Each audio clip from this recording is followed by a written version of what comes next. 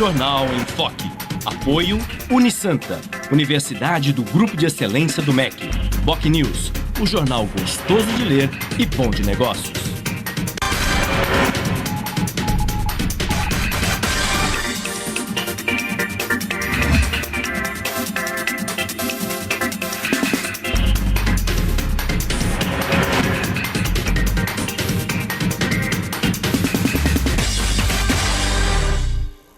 Olá, bom dia. Começa agora pela Santa Cecília TV uma nova edição do Jornal em Foque. E hoje nós estamos recebendo, com muito prazer, dois professores. O economista e diretor-presidente do IPREV, Instituto de Previdência, Jorge Manuel Ferreira de Souza, e o diretor da Faculdade de Administração e diretor também do NESE, o Núcleo de Estudos Socioeconômicos da Universidade de Santa Cecília, professor Júlio Simões Júnior. Muito bem. E em tempos de ajuste fiscal, de contingenciamento de recursos e de inflação alta, o Brasil vive um momento de incertezas. Mas, segundo especialistas, esses momentos tendem a aprofundar, a agravar a crise econômica, isso sem contar na crise moral e ética e a grave crise política que o país vem atravessando. O cenário, portanto, não é dos mais animadores.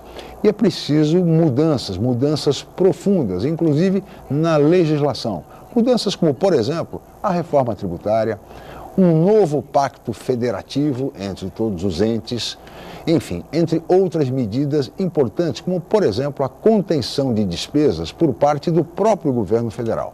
A quem cabe dar o exemplo, antes de impor novos sacrifícios à população brasileira, novos sacrifícios à sua excelência, o contribuinte, como bem diziam os editoriais do saudoso jornal Cidade de Santos.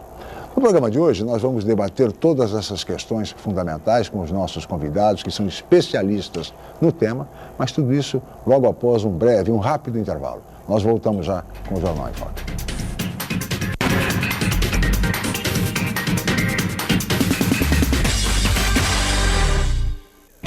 Academia Unisanta. Bem-estar, saúde e qualidade de vida.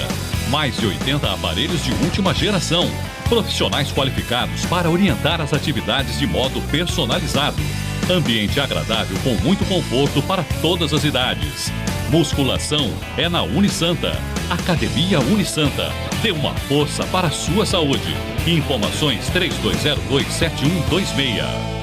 Em novo formato, o site BocNews.com está mais interativo, dinâmico, com conteúdo ampliado e canal próprio de TV na internet.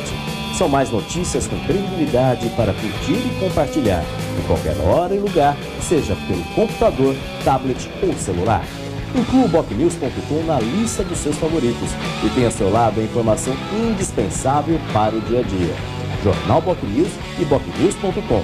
Experiência e inovação para bem informar. O Brasil de Todas as Telas é o maior programa de financiamento ao audiovisual da história do país. Oferece uma linha inédita de investimento para a produção de conteúdos destinados às TVs públicas, no valor de 12 milhões de reais por região, totalizando 60 milhões. Serão produzidas 260 horas de programação em séries de ficção, documentário e animação para os públicos infantil, jovem e adulto. Se você é produtor independente, inscreva-se até 27 de abril. Saiba mais no site do FSA, Ancine e Governo Federal.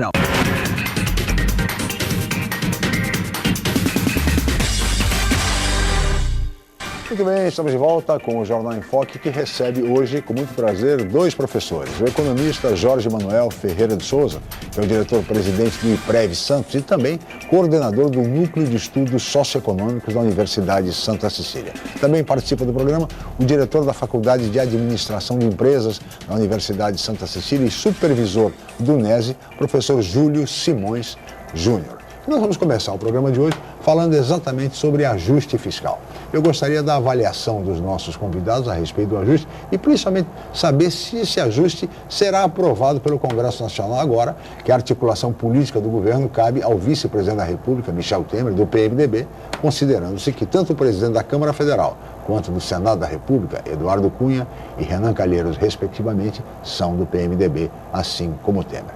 Bom dia, muito obrigado pela presença, professor Jorge Manuel. O senhor acredita que a avaliação, que o ajuste fiscal, enfim, seja aprovado pelo Congresso?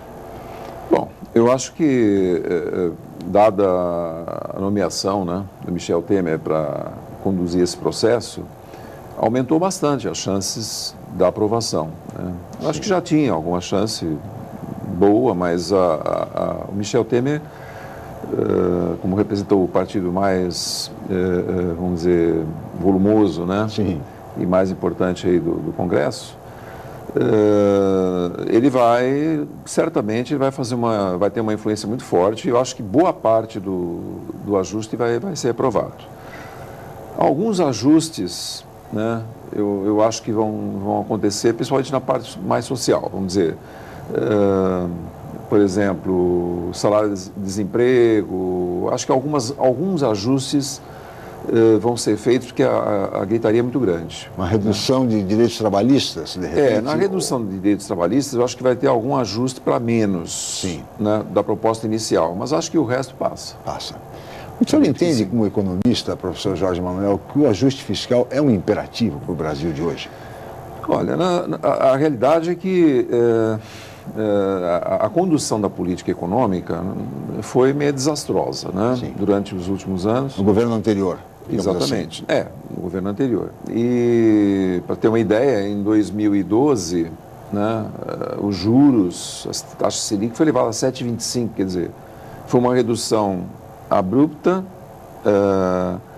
sem, vamos dizer, cumplicidade com o mercado. Foi uma forçação de barra, vamos dizer assim, né? Isso interferiu no dólar, interferiu em muitas coisas, mas o fato é que o governo conduziu mal o processo econômico e não houve também um ajuste na administração, quer dizer, o Estado cresceu consumindo a receita de forma exagerada. Nós estamos com déficit na balança comercial, né? Fechamos 2014 com mais de 4 bilhões de déficit, né? E isso, agora, para fazer esse ajuste, é necessário, sim, ou corta a despesa, ou aumenta a receita. O mais fácil é aumentar a receita, infelizmente, né? Mas se tornou imperativo um ajuste, porque as contas não fecham, né? Isto é inevitável. Acredito ainda que o ajuste em 2015, 2016 e lá para 2017 a gente vai usufruir do benefício do ajuste. Tem uma situação melhor, mas de qualquer forma, até lá, muito sacrifício ainda esperam pela população, enfim, pelos contribuintes. Porque é como disse o professor Jorge, eu reduzo despesa e o governo poderia cumprir a sua parte, por exemplo, reduzindo o número de ministérios. Não é possível um país com 39 ministérios, mais de 20 mil cargos de livre provimento, cargos comissionados, enfim. É quase que o aparelhamento do Estado brasileiro, daí a necessidade de uma reforma do Estado, uma reforma administrativa, como também sugere o professor Jorge Manuel. Professor Júlio, bom dia, obrigado pela presença. Qual é a avaliação que o senhor faz do ajuste? E o senhor acha que esse ajuste passa pelo Congresso? Olha, passar ele passa. Não, talvez na íntegra, né, como está sendo apresentado, mas... Não vai ser como o ministro Levi quer? Não, mas vai ter uma negociação, aliás, o governo já se manifestou nesse sentido, está aberta a negociação, né? E fazer, então, um ajuste que seja mais palatável, mais, né, por todos os congressistas. Agora, tudo isso aí, para mim, é um reflexo de políticas que vêm sendo adotadas já há algum tempo, né? Vai aí pelo alinhamento do preço do petróleo, da gasolina, que deixou-se de aumentar, a redução de energia em 20% para fazer a média com o pessoal e tal, e hoje a gente está colhendo esses frutos, né? Então, é mais fácil também que você faça esse ajuste através da cobrança de impostos. É muito mais tranquilo, muito mais fácil. Ampliar a receita do que reduzir despesa, né? Cortar na própria carne ninguém quer, né? Mas às vezes é necessário fazer isso. Acho que seria aquela história do exemplo, o exemplo vem de cima, né? Então o governo faz e o povo vai atrás. Agora não tem nenhuma contrapartida do governo. Nada. Então, quer dizer, todo mundo grita pela redução de ministérios.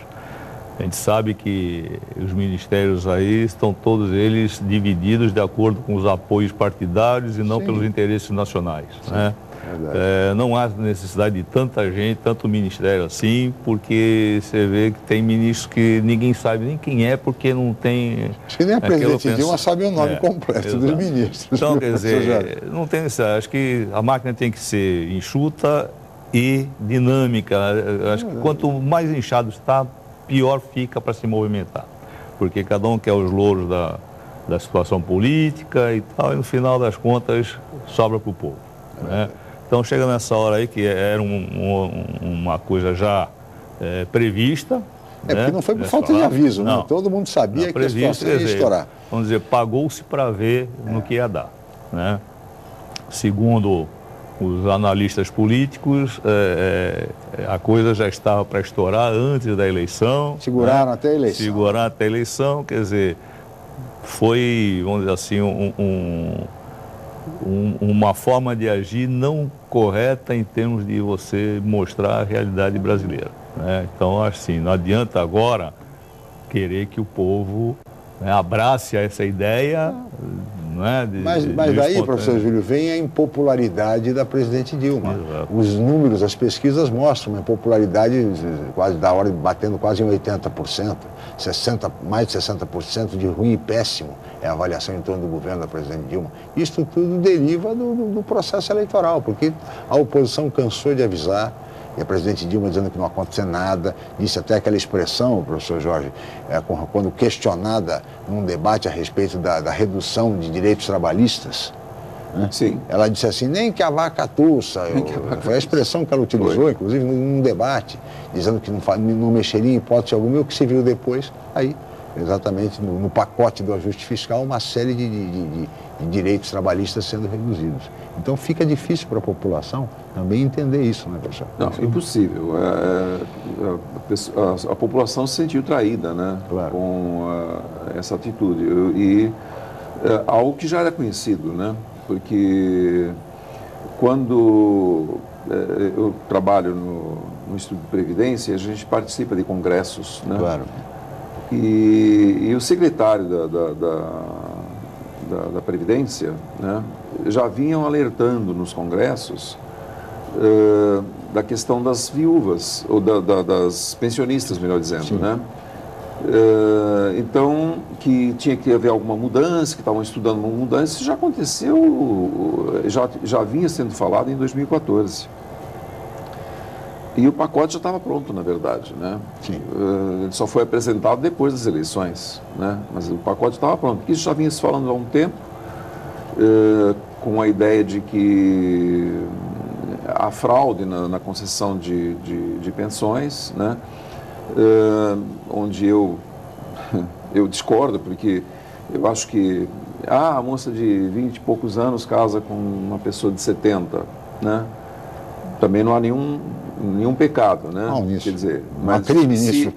Não há crime nenhum. Agora, se isto é feito de forma a burlar a Previdência para a pessoa, aí tem uma investigação a ser feita. Claro. Né? E não é penalizar todo mundo por conta de 1, 2, 3, 4 casos que acontecem, né? Eu acho que é uma inversão de valores, né? Então, mas, como eu falei, o prato já estava pronto, né?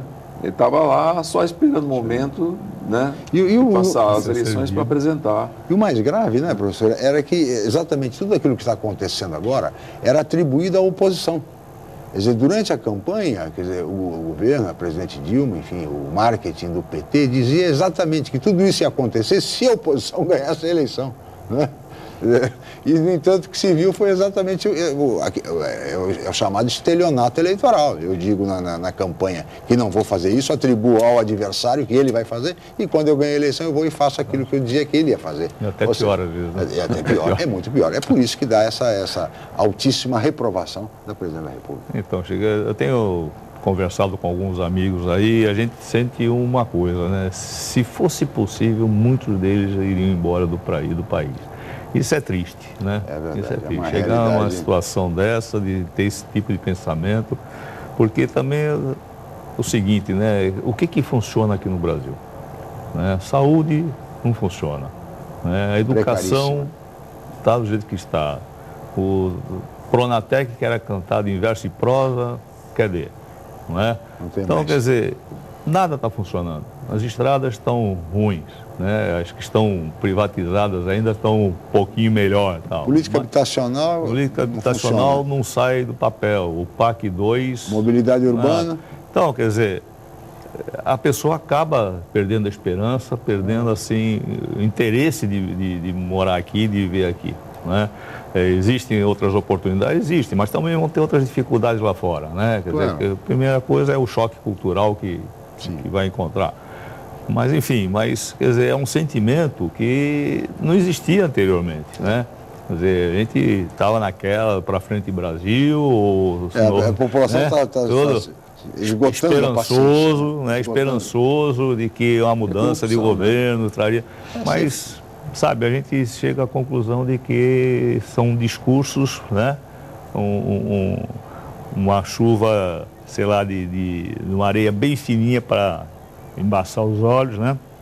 Das pessoas, enfim. Então, nada daquilo que a gente esperava aconteceu. Né? Não, e o professor Jorge lembra bem também, é a questão da corrupção, que nunca se viu, para repetir o que diz o ex-presidente Lula, nunca antes na história deste país tivemos tanta corrupção. E a única coisa que tem funcionado bem. Né? Isso também, vamos dizer assim, a insatisfação popular, né? A corrupção, acho que foi um dos estupins. Né? O outro estupim, eu acho que foi a própria perda do poder aquisitivo. Sim. A inflação, ela veio de uma forma muito severa, ela cresceu 1 ponto percentual, mas ela vem há muito tempo, nós que acompanhamos, inclusive pelo NESE, né?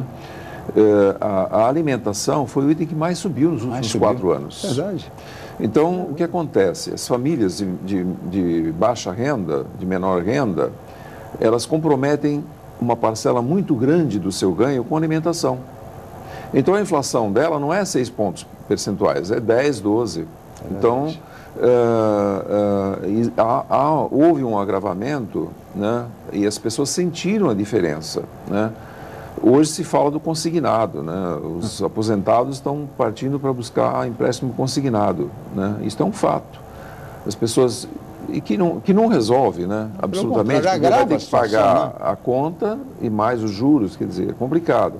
Mas a população sentiu que que perdeu o poder aquisitivo. Isso também está afetando. Este começo de ano, para os aposentados, a inflação nos 3 primeiros meses foi de mais de 4%. Então, todo o reajuste que houve de 6,2%, 6,4%, já foi consumido. E tem mais, né? Mais 8 meses pela frente, ou 9, é difícil. Com inflação corrente ainda. Então, isso também está... A família está sentindo isso. As pessoas estão... A tabela de imposto de renda não se corrige, a diferença é em torno de 64% a 65%. A defasagem, né, na correção da tabela. Nem a inflação estão querendo, nem a inflação da correção da tabela. Nem a inflação corrigindo por 4,5%, quando a inflação é 6, 7. Então, isso é um aumento de imposto. Claro. Então, o dinheiro a mais que a pessoa paga de imposto, ela deixa de consumir. Sim. E não é inteligente, porque o consumo também gera impostos. Então, é uma coisa que precisa ser revisto esse conceito. É meio maluco, né? Realmente o governo me parece absolutamente sem rumo. Essas medidas todas que o professor Jorge e o professor Júlio apontaram, basta ir, eu costumo dizer muito isso aqui, professor, basta ir ao supermercado. Quem vai ao supermercado não se conforma com os preços. Os preços subiram em alguns produtos inclusive básicos, da cesta básica, mais de 100%. Quem vai ao supermercado comprar batata, por exemplo, vai perceber isso. Sabe? Batata virou produto de oferta. Imagine, a oferta agora, é assim, mas na batata, o tomate, e vai por aí. Essa é a realidade do Brasil hoje. A dona de casa sabe disso. Ela sente, como disse o professor, no supermercado, que essa inflação que o governo fala de 6%, de 7%, que todo mundo diz, não é nada disso. Na realidade, é muito maior, né, professor? Porque eu falo assim, a inflação, ela não é igual para todo mundo. Claro. Né? Então, aqui no NESE, por exemplo, na universidade, a gente faz o índice de inflação, apura índice de inflação de famílias com até 40 salários mínimos. Agora, para quem ganha até 3 salários mínimos é uma inflação, para quem ganha até 10 é outra, para quem ganha até 40 aquilo é uma realidade. Então, a inflação ela é um indicador macro, claro, né? Mas, lógico, depende da sua cesta, né? E como eu falei, as famílias menos abastadas, onde o comprometimento da alimentação ao invés de 15%, é 40%, 50% do ganho, né? Aí a inflação dos alimentos vai pesar muito mais e vai sacrificar muito mais aquela família, né? Isso aí leva a outras situações, né? Quer dizer, na hora que você diminui o poder aquisitivo, você começa a implicar na baixa produtividade da indústria com material, equipamentos e produtos de consumo parados, quer dizer, não circula, né? A indústria é obrigada a demitir e aí começa a entrar... É o ciclo vicioso.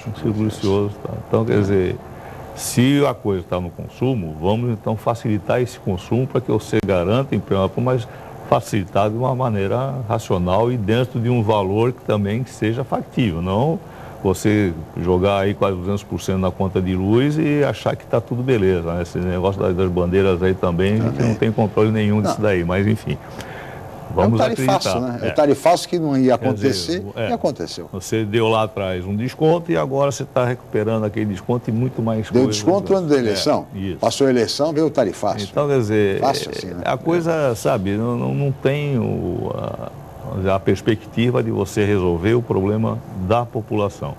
Então, assim, vamos fazer bonitinho e tal, lá atrás vai estourar, mais adiante estoura, e aí o povo paga, porque é uma despesa de condomínio, né? Então tem que ser rateado entre os moradores e cada um paga a sua cota. Aquele velho princípio de Maquiavel, né? O mal de uma vez e o bem aos poucos, né?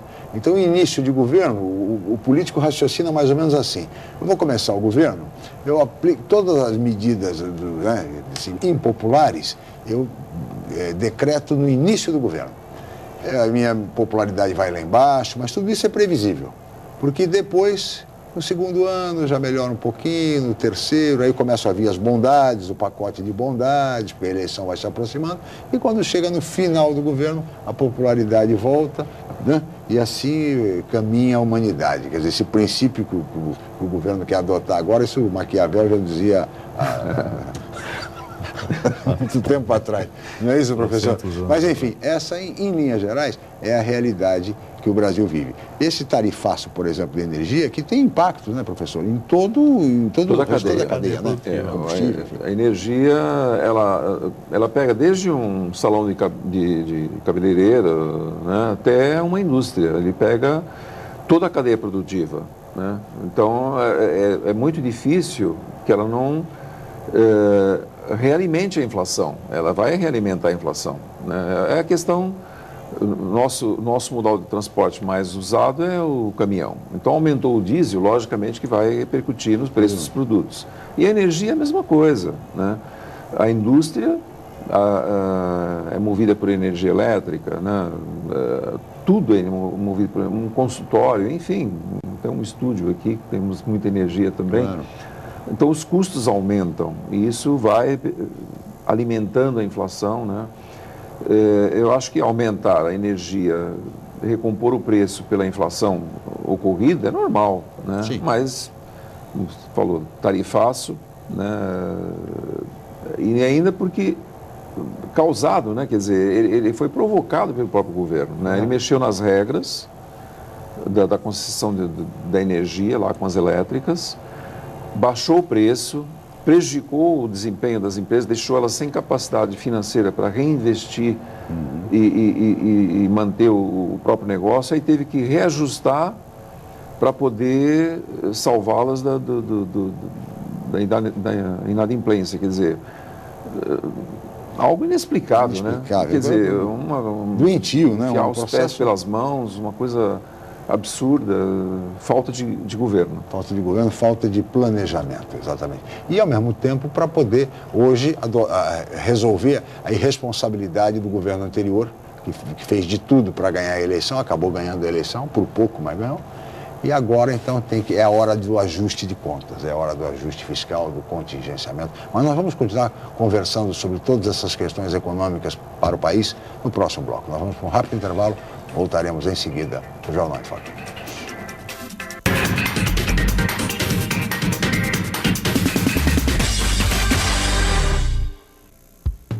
Excelência é estar entre as melhores universidades do país. É ter um preço justo, programas de financiamento e bolsas de estudo. Excelência é ter laboratórios dentre os melhores do Brasil, segundo o MEC. É prestar cerca de 2 milhões de atendimentos anuais gratuitos.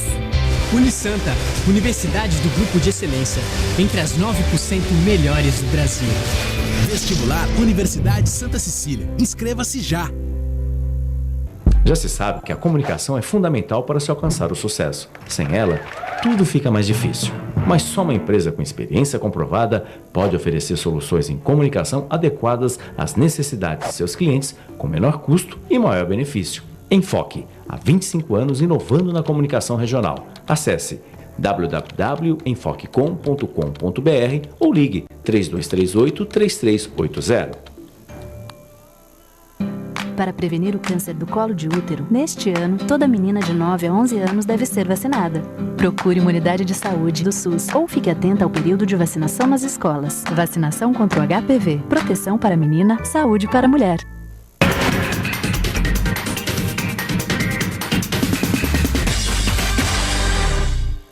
Muito bem, estamos de volta com o Jornal em Foque, que recebe hoje 2 professores. O professor Jorge Manuel Ferreira de Souza, que é diretor-presidente do IPREV, Instituto de Previdência de Santos, economista e também é o coordenador do Núcleo de Estudos Socioeconômicos da Unisanta, e o professor Júlio Simões Júnior, que é o diretor da Faculdade de Administração da Unisanta e supervisor do NESE.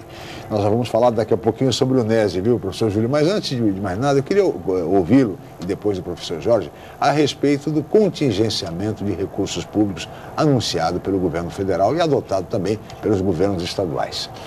Os municípios, de um modo geral, eles dependem muito do repasse das verbas federais e estaduais para investimento, porque os orçamentos municipais, geralmente, eles cobrem, quando muito, a folha de pessoal e o custeio da máquina. Sobra muito pouco para investimento e os prefeitos precisam se valer de financiamentos, parcerias, enfim, investimentos de recursos públicos federais e estaduais. Diante desse cenário de contingenciamento, como é que os municípios vão fazer e devem fazer, professor Júlio, para enfrentar pelo menos este ano de 2015? Olha, Chico, eu acho que a primeira coisa é o seguinte, analisar bem como é que está sendo gasto esse recurso que está destinado ao custeio e tal. Porque pode ser também que haja necessidade de cortes dentro da administração pública. Sim. Tem que, da mesma forma Verdade. que a gente fala em termos de governo federal, de restringir o número de ministros e tudo mais, também pode acontecer Vale para os de municípios. ter as secretarias aí também de uma forma não adequada para atender esse momento. Realmente existe, vamos dizer assim, um pouco valor transferido pelo governo federal para os municípios, né? Esse valor aí, ele já foi muito maior antes, que os municípios ficavam com dinheiro, principalmente do ICMS, né? Que era estadual, o estado que controlava, passou por o governo federal. Então ficou mais difícil você ter esse recurso federal vindo para o município. A gente sabe, por exemplo, no caso de Santos, né? Vamos pegar um exemplo de Santos, que o orçamento dele é feito para atender uma demanda do munícipe. Sim.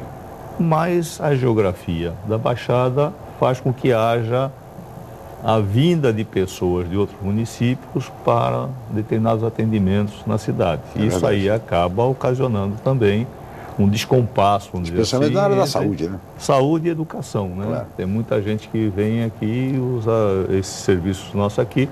Não que seja proibido nem nada, mas a característica da região facilita esse tipo de acesso, mesmo porque existe a mobilidade em termos de trabalho, né, dessas pessoas. E, lógico, se eu estou aqui em Santos trabalhando, me sinto mal, vou usar, né, o serviço de saúde público, aqui. claro. Então isso aí já é um complicador, quer dizer, Como é que eu vou, se eu estou aqui trabalhando, fazendo um orçamento para atender, sei lá, 418 mil munícipes de Santos, e eu tenho mais 100 e poucos munícipes do entorno, né? Fica difícil você equacionar isso daí. Então, eu acho que o remédio amargo que nós estamos aí quase engolindo, né, tem que ser também revisto nesse ponto aqui em termos de município. Vale para os municípios. Vale para os municípios. Eu queria que o professor Jorge falasse um pouco, porque o professor Jorge também é o diretor-presidente do IPREV, Instituto de Previdência de Santos, é uma autarquia, né, ligada ao município, enfim. Mas que, no caso do IPREV, vive uma situação aparentemente tranquila, né, professor Jorge? Equilibrada, pelo menos. Equilibrado. O IPREV, nós fizemos um contingenciamento grande de despesas lá. Já fizeram um contingenciamento? Já fizeram a lição de casa, tá vendo? Eu logo cheguei, não esperei a crise, não. A gente já fez um sensível corte diagnóstico, enfim, de despesas, né? E estamos equilibrados, estamos realmente equilibrados lá, né?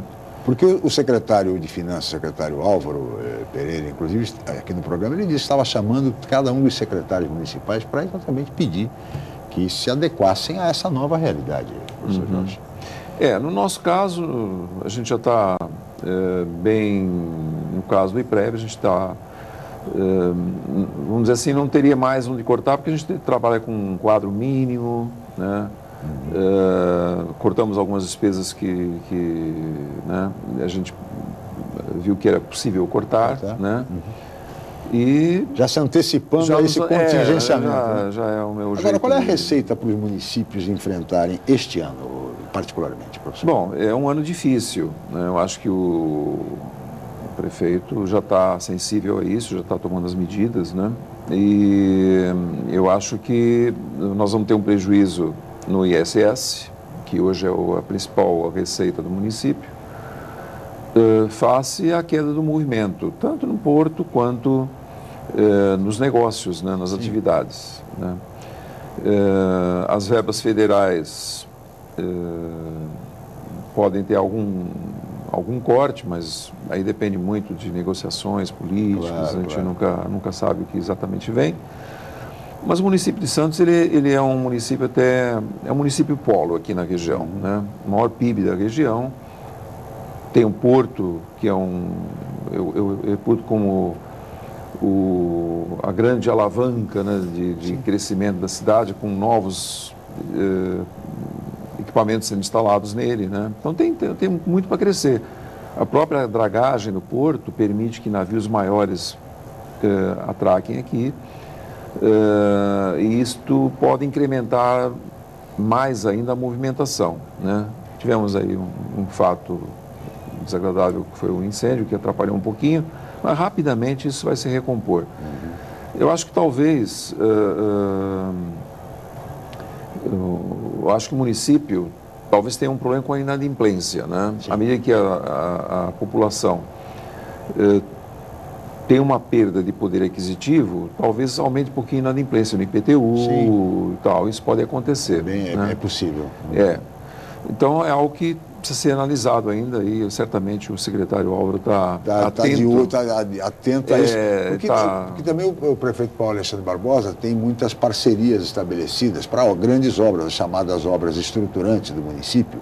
E podem, de repente, sofrer a solução de continuidade, porque implicam em investimentos, financiamentos do governo federal, obra da entrada da cidade, o túnel, Zona Noroeste, Zona Leste, o teleférico nos morros, enfim, obras, o próprio túnel Santos-Guarujá, são obras chamadas estruturantes e que podem, de repente, sofrer algum atraso. Aliás, o ministro Kassab, quando esteve aqui em Santos, disse que obras como essas poderiam sofrer um atraso de 7, 8 meses, que, segundo ele, não se representa nada diante de uma obra que levaria 5, 10 anos para ser construída.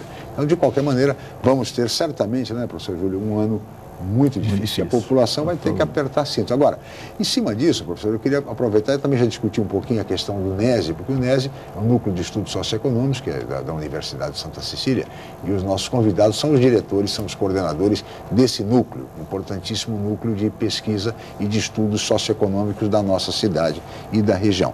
Nesse sentido, a questão do emprego também preocupa muito hoje, professor Júlio, porque em função da crise, evidentemente, o desemprego está aí ameaçando as portas de todos os trabalhadores. Esse trabalho a gente faz já há alguns anos, né? Desde 97 que a gente vem fazendo essa medição do emprego e desemprego em Santos, e já tivemos picos assim elevadíssimos, né? Chegando a ter 23% de desemprego e tal. Enfim, ele apresentou uma queda, mas agora acredito que já vai... Você acha que a tendência é subir? A tendência acho que é subir. Hoje, desse quadro, nós estamos em andamento, né, a pesquisa. Vocês estão terminando uma pesquisa? Nós estamos fazendo uma pesquisa agora. Na verdade, ela já foi feita, ela está sendo tabulada agora, né? E acho que talvez aí no máximo em 30 dias a gente está apresentando. Já tem algum indicador, professor? Não temos mesmo. A gente não tem. Há uma expectativa, né, de crescimento no desemprego, né? Historicamente, existe uma concentração, né? Na faixa dos 16 aos 24 anos, né, se concentra aí 40% a 50% dos desempregados, né? Então, jovens e mulheres são os mais, onde se concentra mais o desemprego. Né?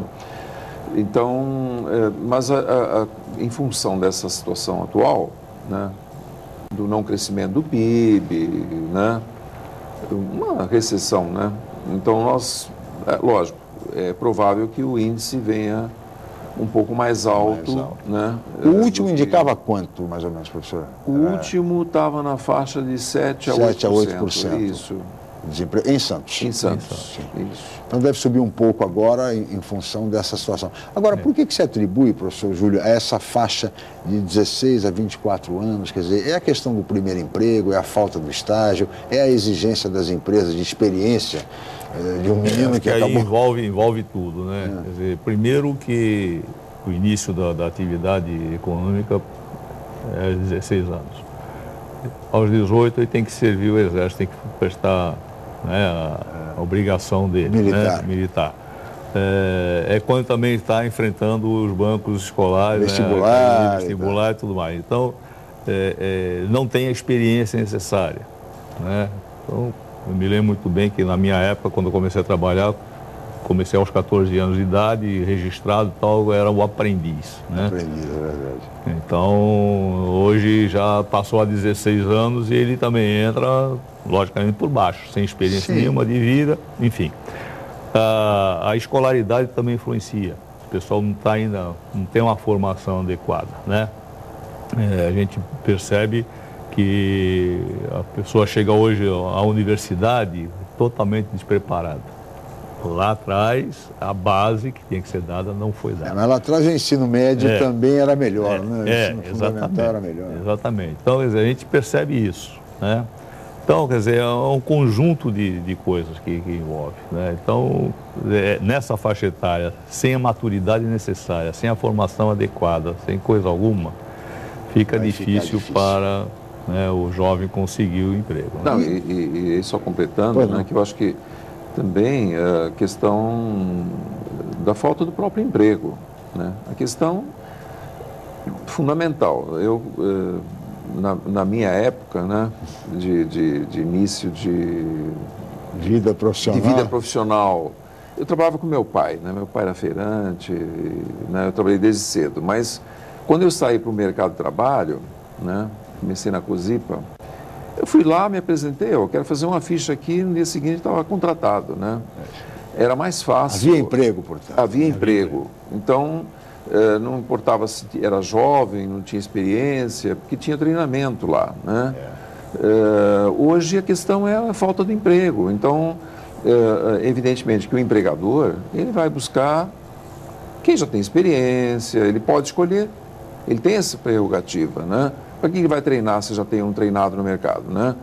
Então, é evidente que algumas funções, né, ainda são carentes no mercado, o mercado não é abastecido devidamente em alguns nichos de conhecimento, né?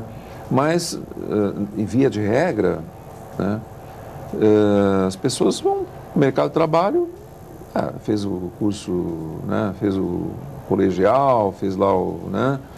E já quer começar a ganhar algum dinheiro. Então, nesse caso, né? Ou está cursando faculdade, não tem o conhecimento, né? O mercado não tem vagas para todo mundo. Esse é o fato, né? É por isso que acaba estourando no jovem. Não é uma coisa só do Brasil, não, mas é mundial. Aqui o índice é bem alto, é bastante elevado. Agora, na esteira dessa discussão, professor Jorge, professor Júlio, a questão da qualificação, porque hoje o mercado também ele é seletivo, ele exige muito do jovem profissional. Sem qualificação, sem a devida capacitação técnica, fica muito mais difícil para esse jovem, não? Com certeza. Nós, quando fazemos o nosso relatório de desemprego, a gente faz uma análise sobre isso. A gente, inclusive, estratifica, né? Analisa o perfil do desempregado e do empregado. A gente nota, quem tem curso superior tem um índice de desemprego bem menor.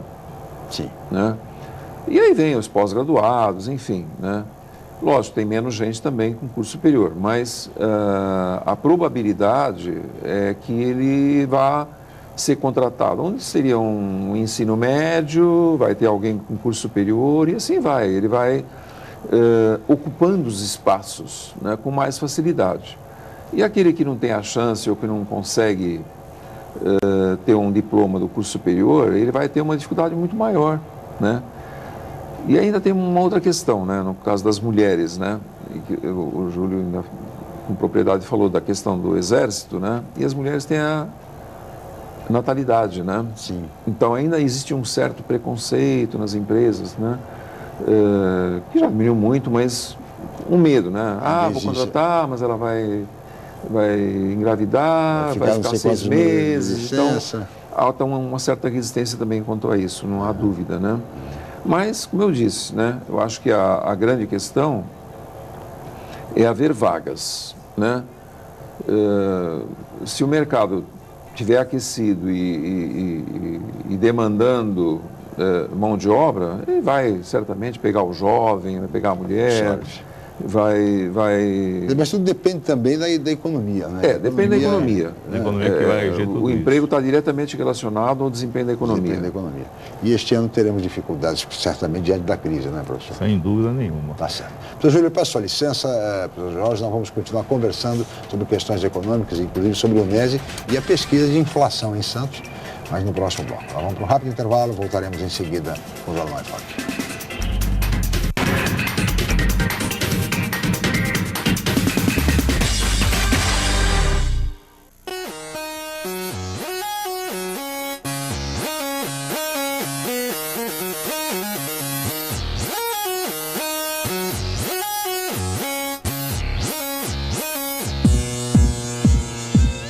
Encontre o melhor caminho para a carreira profissional.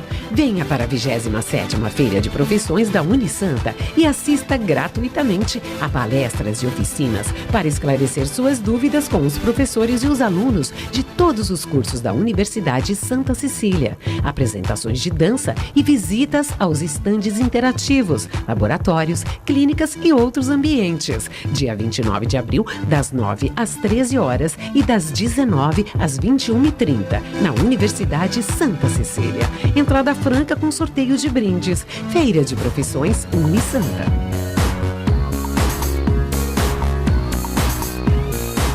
Em novo formato, o site bocnews.com está mais interativo, dinâmico, com conteúdo ampliado e canal próprio de TV na internet. São mais notícias com credibilidade para curtir e compartilhar, em qualquer hora e lugar, seja pelo computador, tablet ou celular. Inclua o bocnews.com na lista dos seus favoritos e tenha ao seu lado a informação indispensável para o dia a dia. Jornal BocNews e bocnews.com. Experiência e inovação para bem informar. O FIES é um importante instrumento para ampliar o acesso ao ensino superior. Quem aderiu ao programa até 2014 pode ficar tranquilo. O sistema permanecerá disponível até 30 de abril e todos terão assegurado o aditamento de seus contratos. Além disso, o governo abriu novas vagas neste ano, priorizando cursos com qualidade. Esse é um compromisso. Uma pátria educadora se faz com mais acesso à educação. Ministério da Educação, Governo Federal.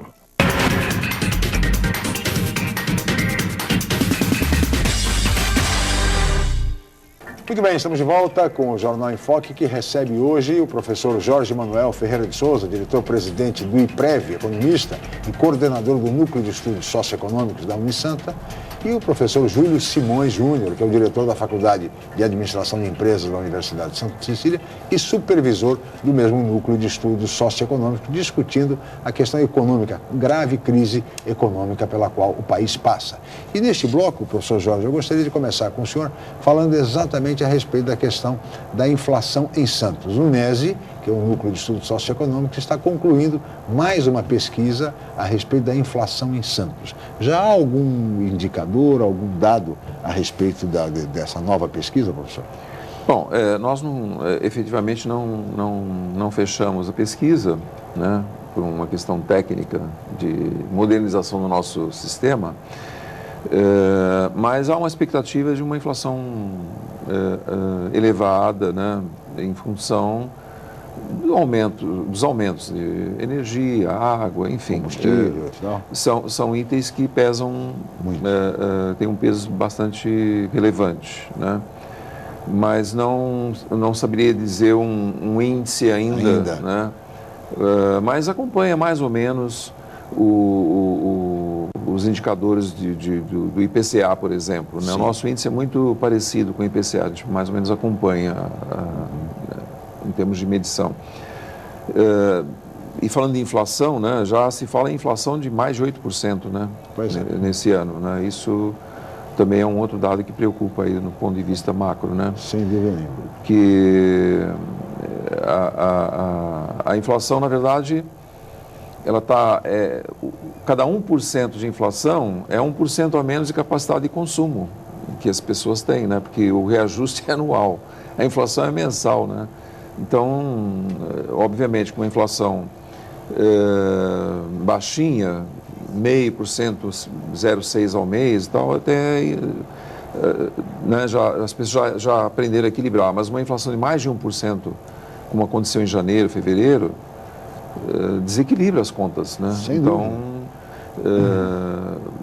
eu acho que aqui, Santos tem uma particularidade aqui diferente do IPCA, que é nacional, porque são feitos nas capitais. Né? Aqui a gente tem um índice produzido através do consumo médio das famílias locais, né? Então é um índice que repercute bem vamos dizer, a cesta de produtos da região. Então por isso que ele descola um pouquinho dos outros índices, né? Mas ele tem uma tendência parecida. Né? De qualquer forma, essa questão da inflação de 8%, como diz o professor Jorge, professor Júlio, associada a essa política de terceirizações, ou seja, onde o trabalhador fica desprotegido de um reajuste, né, pelo menos ao nível da inflação, tende a agravar bem mais a situação. A situação não vai ficar, já não está fácil, vai ficar difícil, porque assim, terceirizar, você praticamente acaba com todas as categorias profissionais, né? Exatamente. Porque agora você pode terceirizar para qualquer função, né? Antigamente você terceirizava muito mais a parte de limpeza, né? Serviço de limpeza e segurança. Né? Hoje não. Já de algum tempo vem existindo assim, olha, você quer trabalhar comigo, tudo bem, você abre a tua empresa, nós vamos dar um projeto para você desenvolver, você vai trabalhar para fazer esse projeto. Acabou o projeto, se tiver outro, você continua, se não tiver, exatamente. Muito obrigado, tá, né? Então agora querem abrir geral, né? Agora, isso daí certamente vai trazer complicação na relação trabalhista, principalmente, vai ter muito problema. A movimentação já está ficando forte, contrária a essa medida. As centrais sindicais estão se mobilizando. Hoje está tendo já movimentação em São Paulo, enfim. Então, e pelo país inteiro. Pelo país todo. Então, quer dizer, nós vamos caminhar nesse ritmo aí, uma convulsão social, isso me preocupa. E veja, de qualquer forma, esse projeto das terceirizações que foi aprovado na Câmara Federal, mas ainda depende de aprovação do Senado da República e sanção da presidente Dilma. Ou seja, os movimentos sociais, sindicais, enfim, estão se mobilizando no sentido de que a presidente Dilma não sancione toda a medida. Esse projeto, vetando de maneira que a situação não chegue a esse ponto, professor. Mas é um desgaste, né? Sim, é um desgaste claro. grande. Sem dúvida. Acho que a terceirização tem o lado bom em algumas funções, realmente. A gente nota que, em algum, como o Júlio falou, na parte de segurança, tem algumas coisas polêmicas, né? Eu estava lendo no jornal Valor sobre uma empresa de celulose. Sim. Né? E a empresa, o corte da árvore, né? Era uma terceirização ou era um vínculo direto com a empresa, né? O tribunal julgou que a pessoa que cortava a árvore fazia parte da empresa, né? E não aceitou a terceirização. Então, nesse caso, acho que isso justifica uma regulamentação, porque é muito diferente cortar uma árvore do que produzir celulose e papel, né? Então, eu acho que alguma regulamentação é necessária, né? Deixar as coisas juridicamente mais corretas, né? Mais claras, porque fica uma insegurança jurídica muito grande para a empresa. Sim. Né? Agora, abrir geral também, aí gera uma insegurança para todos, né? Aí você eu acho que tem que ter o meio termo, né? Nem tanto lá, nem tanto cá. Eu acho que dar regras claras para o assunto, acho que é importante. Sim, e há um destaque, inclusive, no sentido de que as empresas públicas fiquem fora desse processo de terceirização, que o setor empresarial reclama muito da carga tributária, que também, em função dos recolhimentos trabalhistas, as obrigações patronais, também se queixam muito de investir, de gastar muito, de despender muitos recursos diante disso, né? E é isso que gera um projeto como esse, mas que não pode, como disse o professor Jorge, também liberar geral, porque aí fica difícil, né, professor Júlio? A gente tem que ir com parcimônia na coisa, devagar, né? Analisando todos os reflexos que podem dar, ouvir mais antes de fazer, ouvir mais a sociedade, ouvir mais todos os anseios de todos os segmentos. Porque é um desgaste você fazer uma lei, fazer um projeto de lei, alguma coisa no sentido, levar a discussão na Câmara, depois no Senado, aquele desgaste todo, aquela movimentação e tal, para no final das contas ter que chegar lá no veto presidencial. Daí chegar lá e conversando, dialogando, né? Buscando uma solução de consenso, para evitar o risco de uma convulsão social, como bem disse o professor Júlio, mas num momento extremamente delicado da vida nacional. Porque nós temos aí, professor, a crise econômica, a crise política, a crise moral e ética, e um projeto como esse, de repente, pode se tornar incontrolável a situação. Exatamente. Eu acho que certamente há uma preocupação quanto a isso, né? Tem muitas coisas importantes sendo tratadas, né? E eu acho que algumas pessoas, né, como o ministro Levi, por exemplo, que tem uma credibilidade, ele está tentando fazer a parte política também, claro, né? Que talvez não fosse nem o perfil. Sim, né? mas ele está tentando. Está tentando, buscando né, costurar lá. Né? E chegarmos a um denominador comum, que é o que todos nós queremos, afinal de contas, todos nós queremos o bem do país e da população. Professor Jorge, teríamos mais a conversar, professor Júlio, mas somos limitados pelo tempo e chegamos ao final. Eu gostaria de agradecer muito a presença de ambos, o professor Jorge Manuel Ferreira de Souza, diretor-presidente do IPREV. Muito obrigado pela presença, professor. Muito obrigado, eu que agradeço a oportunidade, foi um prazer imenso estar aqui. Muito obrigado. Muito obrigado, professor Júlio Simão Júnior. Foi um mais prazer, uma vez pela muito participação. Obrigado, e sempre que achar que eu posso contribuir com alguma coisa... Claro, sem dúvida, muito obrigado a ambos. Agradeço a toda a equipe, especialmente a você, telespectador, pela atenção e audiência. Amanhã estaremos de volta em mais uma edição. Mais uma vez, muito obrigado e até amanhã.